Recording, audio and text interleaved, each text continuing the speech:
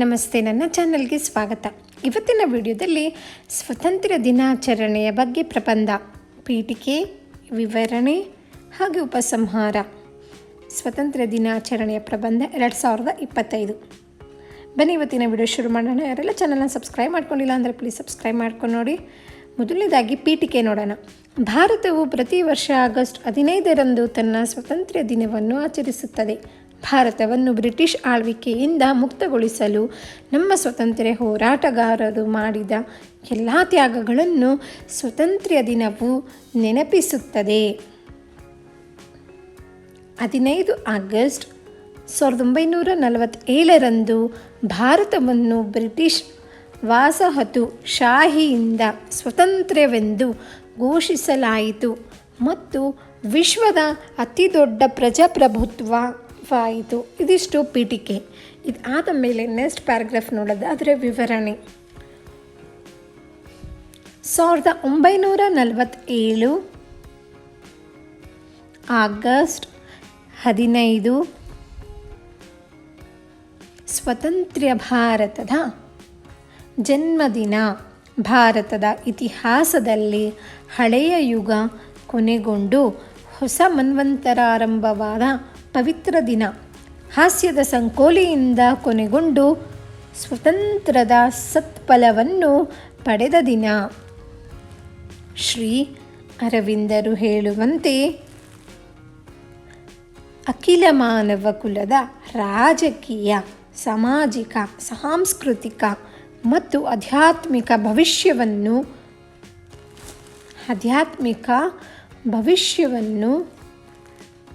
ರೂಪಿಸುವ ಕಾರ್ಯದಲ್ಲಿ ಪ್ರಭಾವಶಾಲಿಯಾದ ಅವ್ಯಕ್ತ ಸಾಮರ್ಥ್ಯವನ್ನೊಳಗೊಂಡ ಒಂದು ಶಕ್ತಿ ಸಂಪನ್ನ ರಾಷ್ಟ್ರದ ಪಾದಾರ್ಪಣವನ್ನು ಈ ದಿನ ಸೂಚಿಸುತ್ತದೆ. ಈ ಪವಿತ್ರ ದಿನದ ವಾರ್ಷಿಕೋತ್ಸವವನ್ನು ಪ್ರತಿ ವರ್ಷ ಆಚರಿಸಲಾಗುತ್ತದೆ. ರಾಷ್ಟ್ರದ ಪ್ರತಿಯೊಬ್ಬ ಪ್ರಜೆಯ ಕರ್ತವ್ಯ. ಭಾರತವು ಸ್ವತಂತ್ರವಾದ ಮೇಲೆ ಇಂದಿನವರೆಗೆ ಆಗಿ ಹೋದ ಘಟನೆಗಳನ್ನು ಇಂದು ಸ್ಮರಿಸಿಕೊಳ್ಳುವುದು. ಸ್ವಾತಂತ್ರ್ಯದ ಹೋರಾಟ ನಮಗೆ ಚಿರಸ್ಫೂರ್ತಿದಾಯಕವಾಗಿರಲೆಂದು ಹಾರೈಸುವುದು. ಮುಂದಿನ ಭವಿಷ್ಯ ಚಿಂತನೆಗಾಗಿ ಆರ್ಥಿಕ, ರಾಜಕೀಯ ಇತ್ಯಾದಿ ಸರ್ವ ಕ್ಷೇತ್ರಗಳಲ್ಲಿ ಪ್ರಗತಿಯನ್ನು ಯೋಜಿಸುವುದು ಇದರ ಅನಿವಾರ್ಯ ಕರ್ತವ್ಯವಾಗಿದೆ. ಆದ್ದರಿಂದ ಇದೊಂದು ಪ್ರತಿಯೊಬ್ಬರ ಕರ್ತವ್ಯ ದಿನ, ಪುಣ್ಯ ಸ್ಮರಣೆಯ ದಿನ, ರಾಷ್ಟ್ರದ ಗೌರವವನ್ನು ಕಾಪಾಡುವ, ವಿಸ್ತರಿಸುವ ಹೆಮ್ಮೆಯ ದಿನ. ಭಾರತವು ಸ್ವಾತಂತ್ರ್ಯವನ್ನು ಪಡೆದ ಮೇಲೆ ಪ್ರತಿಯೊಬ್ಬ ಪ್ರಜೆಯು ಅನಭಿಕ್ಷತ ಪ್ರಭುವಿದ್ದಂತೆ ಪ್ರತಿಯೊಬ್ಬರ ಮೇಲೆಯೂ ಹೆಚ್ಚು ಜವಾಬ್ದಾರಿ ಇದೆ. ನಮ್ಮ ರಾಜ್ಯಾಂಗದ ಎಲ್ಲ ಸ್ವತ್ತುಗಳನ್ನು ನಾವೇ ನಿರೂಪಿಸಿಕೊಳ್ಳುವ ಹೊರೆಯನ್ನು ಹೊತ್ತಿದ್ದೇವೆ.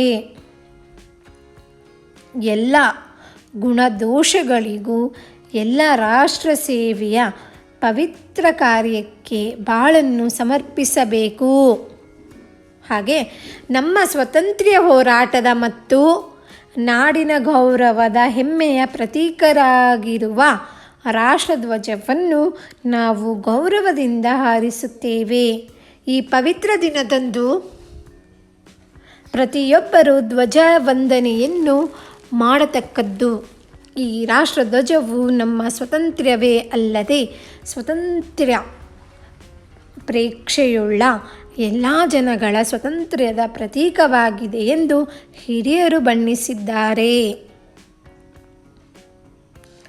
ನಮ್ಮ ಧ್ವಜದಲ್ಲಿ ಕಂಡುಬರುವ ತ್ರಿವರ್ಣಗಳಲ್ಲಿ ಕೇಸರಿ ಬಣ್ಣವು ಧೈರ್ಯ ಮತ್ತು ತ್ಯಾಗವನ್ನು, ಹಸಿರು ಬಣ್ಣವು ಸಿರಿ ಸಮೃದ್ಧಿ, ಬಿಳಿ ಬಣ್ಣವು ಸಮರಸತ್ತೆಯನ್ನು ಪ್ರತಿನಿಧಿಸುವುದು.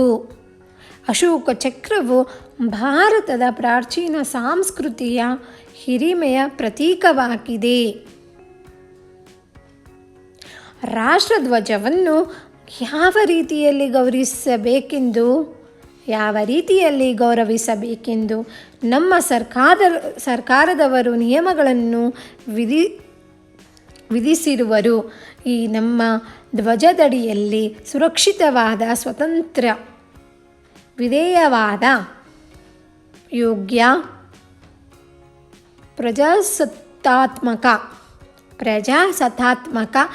ಸುಖಿ ರಾಜ್ಯ ಸ್ಥಾಪನೆಗಾಗಿ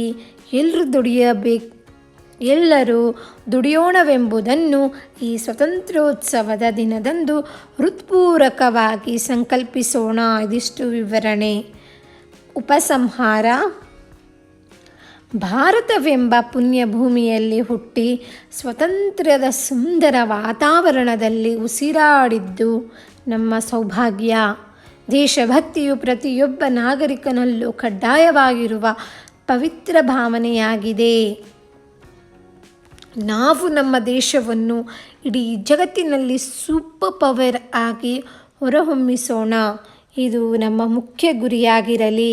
ಇದಿಷ್ಟು ಉಪಸಂಹಾರ. ಇಲ್ಲಿಗೆ ಸ್ವತಂತ್ರ ದಿನಾಚರಣೆಯ ಬಗ್ಗೆ ಪೀಠಿಕೆ, ವಿವರಣೆ, ಉಪಸಂಹಾರದೊಂದಿಗೆ ಪ್ರಬಂಧ ಮುಗಿದಿದೆ.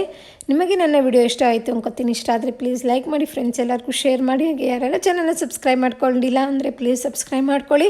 ಹಾಗೆ ಕಂಟಿನ್ಯೂಯೇಷನ್ ಇಂಡಿಪೆಂಡೆನ್ಸ್ ಡೇ ಹಾಗೆ ಸ್ವತಂತ್ರ ದಿನಾಚರಣೆಯ ಬಗ್ಗೆ ಎಸ್ಸೆ ಮತ್ತು ಸ್ಪೀಚ್ ಕೂಡ ಹಾಕಿದ್ದೀನಿ. ಒಮ್ಮೆ ಚೆಕ್ ಮಾಡಿ ನೋಡಿ.